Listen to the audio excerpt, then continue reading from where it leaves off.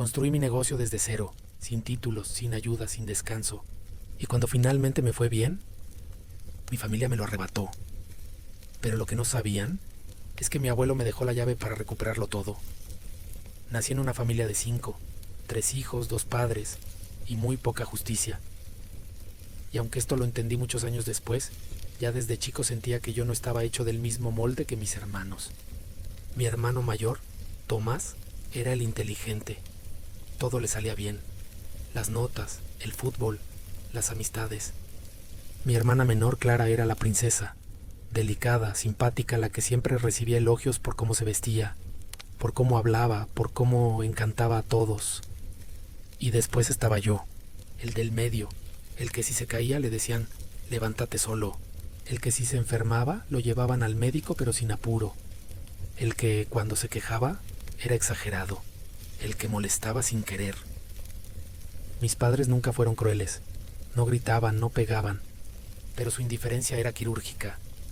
No dolía de golpe, dolía de a poco. Como una gota que cae todos los días en el mismo lugar. Si hoy miro fotos viejas, lo noto. En todas hay manos sobre los hombros de Tomás. Brazos alrededor de Clara. Y yo, al costado. Siempre un poco más lejos del centro. La única persona que me miraba como si valiera algo era mi abuelo, el papá de mi viejo. Me hablaba como si fuera adulto. Me llevaba al taller con él. Me enseñaba a usar herramientas cuando yo apenas sabía escribir. Me daba monedas para comprar pan, pero me decía, no es por el pan, es por la confianza. Con él sentía que no necesitaba destacar, solo estar. Murió cuando yo tenía 15. Ese día, cuando volví del cementerio, esperé que alguien viniera a abrazarme. Pero todos estaban muy ocupados consolando a mi papá, a mis hermanos. Y yo me encerré en mi cuarto. Ahí fue cuando entendí que si quería algo en esta vida, lo iba a tener que pelear solo. Y así lo hice. Me metí en trabajos de mierda desde los 17. Descubrí lo que era el frío en la espalda cuando no llegas a fin de mes. Aprendí a vivir con lo mínimo, a estudiar por las noches, a mentir en entrevistas para que me tomaran. Caí varias veces, pero siempre me levanté, porque no tenía a nadie que me viniera a buscar. Y eso, aunque duele decirlo, te hace fuerte, te hace resistente, te endurece el alma. Con los años logré construir algo, un pequeño negocio, un techo propio, un poco de dignidad, pero todavía no sabía que, en esa familia donde nunca me vieron, me iban a volver a mirar, solo cuando tuviera algo para sacar. Nunca fui a la universidad, no porque no pudiera. Simplemente no sentía que ese mundo fuera mío. Sentarme en un aula, tomar apuntes, preparar parciales, escuchar a un tipo hablar durante horas. Todo eso me parecía ajeno, y aunque muchos a mi alrededor lo veían como el camino correcto, yo no encontraba la motivación. Mis padres no insistieron mucho. Mi mamá dijo que cada uno sabe lo que quiere. Mi papá solo comentó sin mirar mucho. Bueno, entonces ponete a laburar. Así lo hice. Pasé por trabajos de todo tipo. Mozo, ayudante de depósito, cadete, vendedor ambulante. Todo lo que se pudiera hacer con las manos y un poco de resistencia. Pero el quiebre real llegó de la forma más tonta. Tenía una moto vieja, una Zanela que había heredado de mi abuelo. La usaba para ir al trabajo, para hacer mandados, para todo. Un día, por necesidad, la puse en venta. La publiqué con unas fotos horribles en una web de clasificados. No esperaba mucho. Y al otro día tenía 3 mensajes. Uno vino, la vio, la arrancó. ¿Cuánto menos la dejas? Negociamos. Se la llevó. Esa noche no dormí. No por la venta, sino porque algo se activó en mí. No sabía nada de motores. Pero sí supe que había algo en ese proceso que me despertó. Buscar, limpiar, publicar, negociar, vender. Las semanas siguientes empecé a buscar otras motos baratas. No tenía mucho dinero, pero invertí lo poco que me quedaba. Compré una, le cambié la cubierta, la publiqué. Se vendió en 5 días. La siguiente en 3. Empecé a meterme más en el mundo de la compraventa. Leía foros, veía tutoriales. Me pasaba horas mirando publicaciones, comparando precios, buscando oportunidades. Un día, mi viejo me vio limpiando una moto en el patio. ¿Otra más?, preguntó. Sí, se mueve rápido, le dije. con más orgullo del que esperaba. Me miró un segundo. Bueno, si vas a hacer esto en serio, aprende a mirar los papeles, el número de chasis. Después te cagan y no sabes ni qué compraste. Fue la primera vez que me dio un consejo real, y lo tomé. Con el tiempo pasé a vender autos. Comencé con un Fiat Uno destartalado, después un Corsa, luego un Renault más decente. El margen de ganancia era chico, pero existía, y yo reinvertía todo.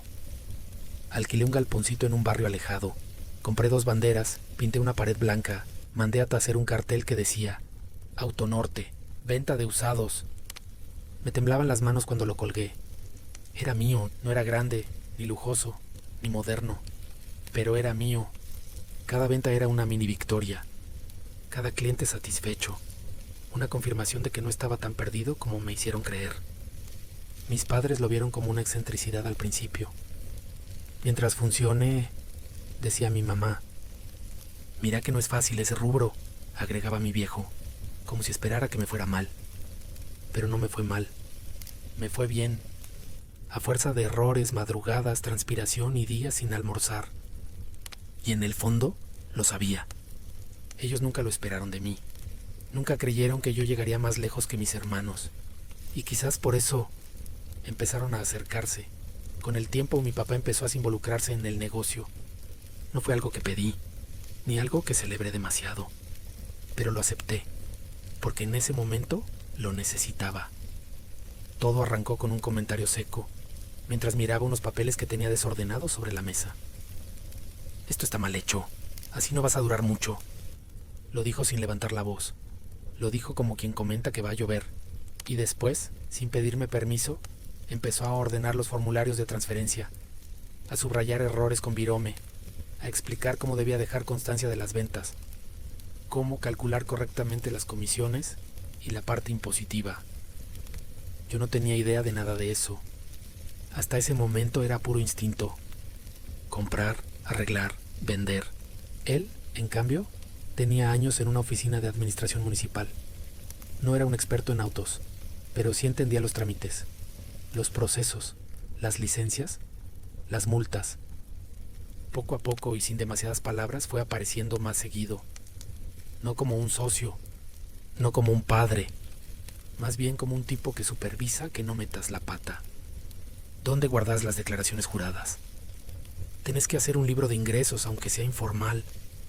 ¿Este alquiler que pagas te lo facturan? Era útil. Y esa utilidad me confundía, porque por primera vez en mucho tiempo me estaba ayudando. No desde el afecto, pero sí desde la estructura. Me había conseguido incluso el galpón donde monté la agencia. Un conocido suyo se iba del país. El lugar estaba disponible. Me lo ofrecieron barato. No dudé. Firmamos contrato, lo pinté, lo arreglé y lo puse a funcionar. Mi papá pasaba algunos fines de semana a revisar cómo iba todo. Se quedaba 1 hora, 2. Me ayudaba con trámites, me ordenaba las carpetas.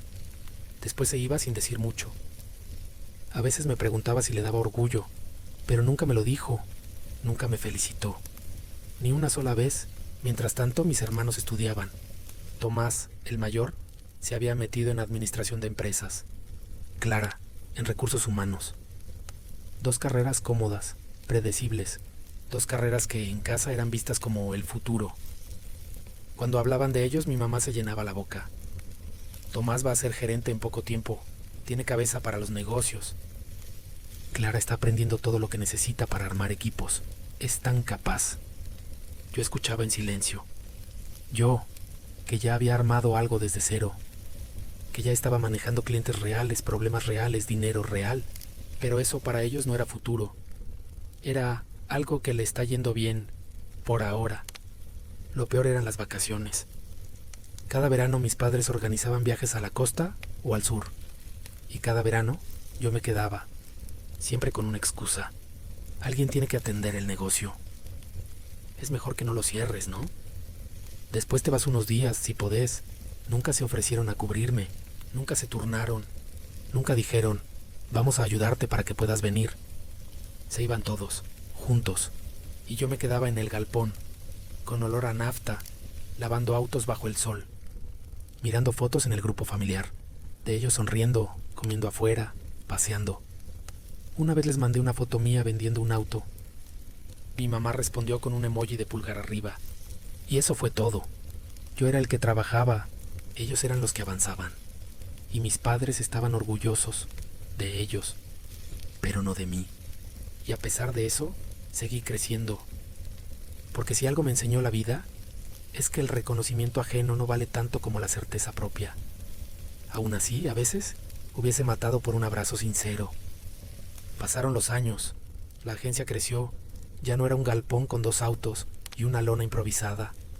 Era un local con oficina, vidriera, 5 vehículos en exhibición y más en stock rotativo. Tenía clientes fijos, contactos en concesionarias, hasta una página web decente y redes sociales activas. Todo hecho por mí, a pulmón. El primer empleado lo contraté cuando ya no podía con todo. El segundo llegó unos meses después. Había semanas donde dormía poco, pero la cuenta del banco hablaba por sí sola. No era rico, pero por primera vez en mi vida tenía paz, libertad, autonomía. Mis padres ya no podían ignorar lo que había construido. Me llamaban más seguido. Me preguntaban cómo iba todo. Mi papá especialmente se acercaba más. No con elogios, pero con cierta satisfacción disfrazada de «mira cómo te guié». Y entonces pasó lo inevitable. Una tarde mi viejo vino con gesto serio. Me habló como si fuera una conversación de negocios. Tomás y Clara están complicados. Terminaron sus carreras hace meses y no consiguen nada. La situación está difícil. Pensé que podrías darles una mano. Tragué saliva. ¿Qué tipo de mano? Un trabajo, aunque sea por un tiempo, para que agarren experiencia, ¿viste? No dije nada. Ya me dolía el estómago. No me digas que no podés. Tenés movimiento, necesitas gente. Y además, ¿te acordás cómo arrancaste? ¿Quién te consiguió el galpón? ¿Quién te ordenó los papeles? ¿Quién te ayudó cuando ni sabías llenar un 8? Ahí estaba, la factura disfrazada de favor. No importaba todo lo que hice desde entonces. No importaba que él jamás haya trabajado codo a codo conmigo.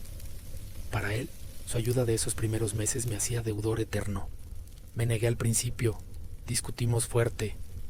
Le dije que no quería mezclar familia, que ellos no sabían del rubro, que no era un espacio para dar changas. Pero no escuchaba. Insistía con frases cortas, duras, como quien lee una sentencia. Sos el único que puede ayudarlos ahora. Te están yendo bien gracias a todo lo que te dimos. Es hora de devolver algo. Después de semanas de tironeo cedí, no porque quisiera, sino porque me ganó el desgaste. Tomás entró primero. Le inventé un puesto administrativo, aunque yo siempre había manejado eso. Clara entró después en atención al cliente. Nunca había vendido nada, pero tenía buen trato, según mi madre. Y como si eso no fuera suficiente, mi viejo propuso sueldos que superaban al del chico que estaba conmigo desde el inicio. Ahí sí me planté. «Estás loco», le dije. «No tienen experiencia, no saben nada del negocio, apenas si saben lo que es un Z. Son universitarios», me dijo, como si eso bastara. «Y son de confianza». ¿De confianza? ¿Yo? Que dormía en la agencia con un colchón en el piso para no dejarla sola al principio. Yo que pasé cumpleaños y fiestas atendiendo clientes. Yo no era de confianza. Y entonces lo entendí. Nunca quisieron verme bien. Quisieron verme útil. Quisieron tener algo que sacar cuando hiciera falta. Y ahora, que el negocio era sólido, venían por su parte. Aún así, los dejé entrar. Porque todavía creía que, tal vez, podría manejarlo, controlarlo, evitar que se desborde. No sabía que esto era apenas el primer movimiento. El verdadero golpe estaba por venir. Y cuando llegó, no me sorprendió. Pero igual me destruyó. Me mordí el orgullo, apreté los dientes y acepté. Dejé que Tomás y Clara se sumaran a la agencia con la promesa de que solo ayudarían. Nada más. La primera semana fue tranquila. Tomás se sentaba frente a la computadora, revisaba papeles, aprendía procesos. Clara atendía clientes, preguntaba, escuchaba. Hasta ahí todo en orden. Pero en cuanto se sintieron cómodos, algo cambió. Tomás empezó a sugerir cosas. Primero detalles pequeños. Que los formularios estuvieran impresos a color. Que los autos tuvieran fichas técnicas colgadas en cada parabrisas. Después, cosas más grandes, que invirtiéramos en cartelería nueva, en publicidad paga, que contratáramos un community manager. Yo escuchaba, tomaba lo útil, ignoraba el resto, hasta que dejó de ser una sugerencia y empezó a sonar como una orden. Tenemos que profesionalizar esto, decía. Con mi carrera puedo ayudarte a escalar, decía. Ya no es un negocio chico, hermano, hay que pensar en grande. Clara, por su parte, se adueñó del trato con los clientes, cambió los horarios, modificó el sistema de turnos. Un día, sin consultarme, publicó un auto a nombre de la agencia, con una foto suya al volante y una frase que me revolvió el estómago. Con nosotros estás en buenas manos. Nosotros. ¿Desde cuándo era nosotros? Me fui tragando cada cosa, porque tenía miedo, porque no quería conflictos, porque en el fondo aún buscaba que me valoraran. Pero todo tiene un límite. Y el mío llegó cuando Tomás me mostró un proyecto impreso con tapa y todo. Quiero que pidamos un préstamo grande. Tengo una propuesta para expandirnos. Doble galpón, showroom, auto consignado, leasing. Todo legal, todo formal. Puedo presentarlo al banco con mi título. Lo miré sin poder hablar. ¿Vos querés hipotecar la agencia?, pregunté, seco.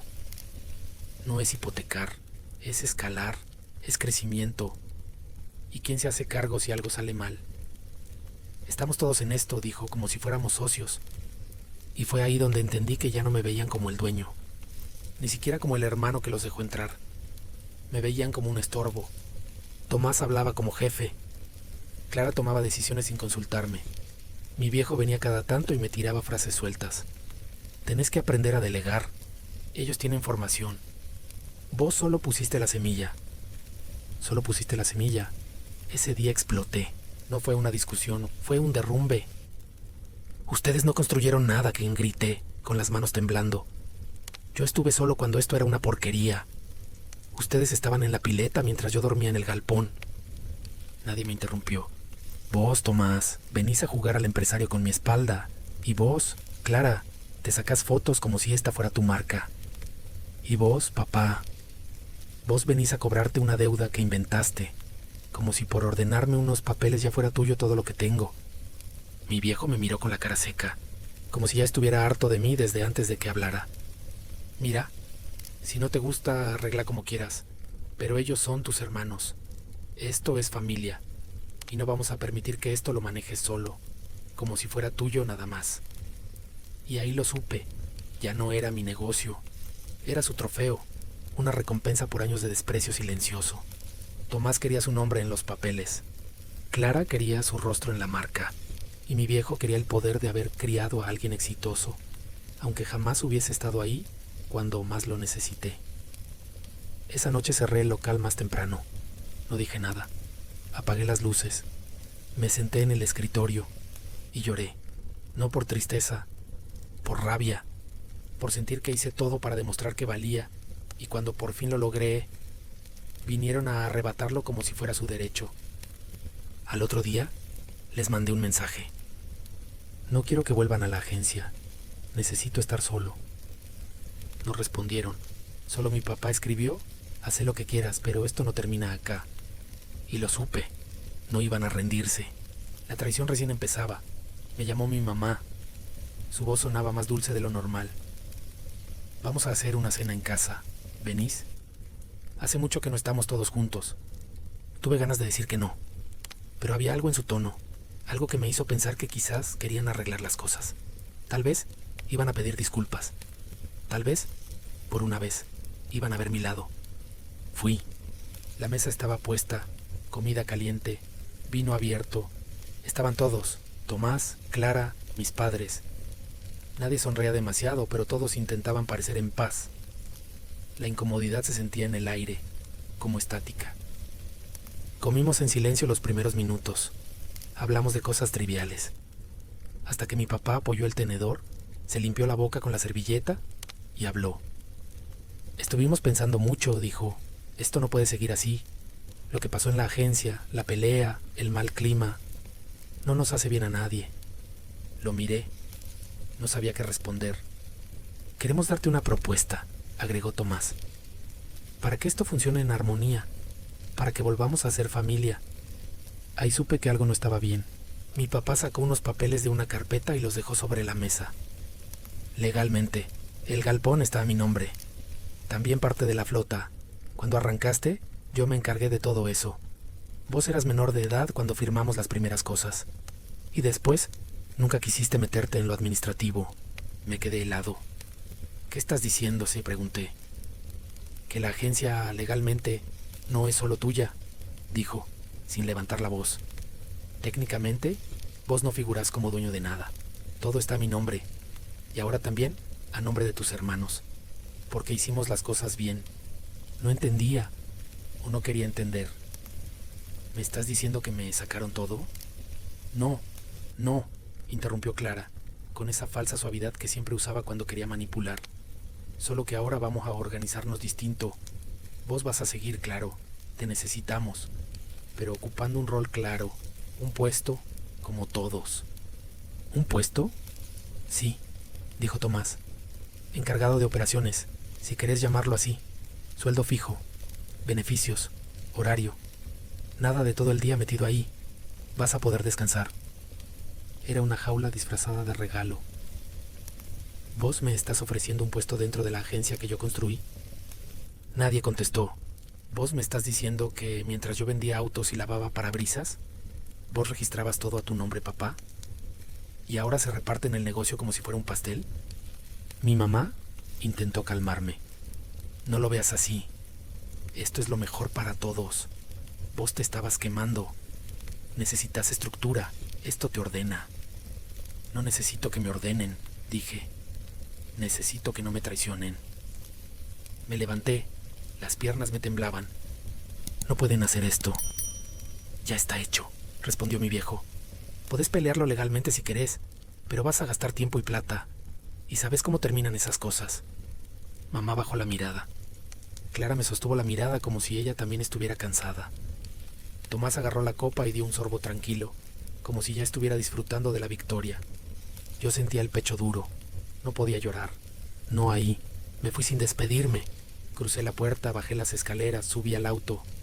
Y ahí sí, cuando cerré la puerta del coche, me quebré. Golpeé el volante. Grité. Golpeé otra vez. Me quedé llorando como un nene, con la cabeza apoyada contra el vidrio empañado, destruido. Me quitaron todo, pero no fue solo la plata, ni los autos, ni el galpón. Fue el lugar que nunca me dieron, y que cuando por fin conseguí, lo reclamaron como suyo. Esa noche dormí en el negocio, en el viejo colchón que todavía estaba en el depósito, como en los primeros tiempos, y entendí que a veces uno nace en una familia pero no pertenece a ella, y que lo más doloroso no es perder lo que hiciste, es darte cuenta de que nunca te lo reconocieron. Pasaron 3 semanas desde aquella charla con Carlos. En ese tiempo, no hablé con nadie de mi familia, no respondí mensajes, no fui a la agencia. Me dediqué a firmar papeles, uno tras otro. Primero, la transferencia formal de la casa.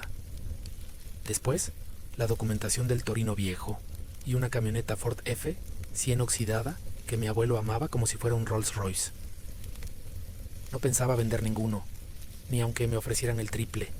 Eran lo único puro que me había quedado. La casa, en cambio, tenía otro propósito. Ubicada en una zona cada vez más cara de la ciudad, tenía un valor de mercado que cualquier inversor codiciaría. Y lo sabían. Mi familia lo sabía. Así que volví a ver a Carlos y le pedí que redactara un documento. Claro, directo, sin margen de ambigüedad. El trato era simple, la casa a cambio de lo que me arrebataron. La agencia, entera, a mi nombre. De nuevo, ellos podrían seguir viviendo allí hasta el final de sus días, sin apuro, sin desalojo. Pero dejarían la empresa, para siempre. Carlos llamó a mi padre. Tuvieron una charla larga. Al día siguiente me llegó el mensaje. Vení a la oficina, vamos a firmar. No temblé, no dudé. Fui. Entré a la agencia con paso firme. Era raro volver. Todo olía diferente. Había decoraciones nuevas, escritorios donde no deberían estar, incluso un cartel que decía Grupo T y C Automotores. Tomás y Clara no se habían molestado en disimular. Crucé sin saludar a nadie. Fui directo a la oficina principal. Ahí estaba mi padre, solo. Tenía los documentos en la mano. Los dejó sobre la mesa sin mirarme. Acá está todo. Como acordamos, la casa a tu nombre. Nosotros seguimos viviendo ahí hasta el final. Vos te quedas con la empresa, completamente. No volvemos a pisarla. Asentí. ¿Querés leerlo?, preguntó. No hace falta. Carlos lo redactó, y yo confío en él, no en vos. Mi padre apretó los labios, pero no dijo nada. Firmamos, y así, en silencio, recuperé lo que era mío. Ni más, ni menos. Al salir pasé por la recepción. Vi a Clara charlando con un cliente. Tomás estaba en una sala lateral, en una videollamada.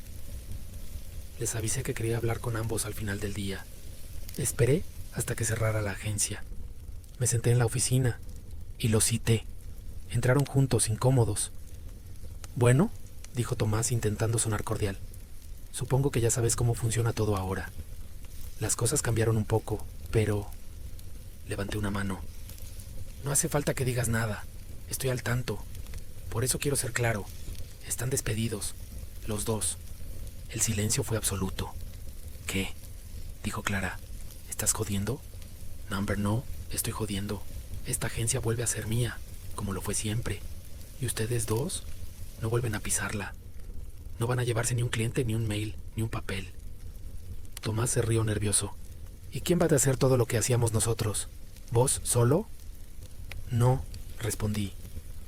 Pero confío más en un chico que lava autos desde hace 3 años que en ustedes dos.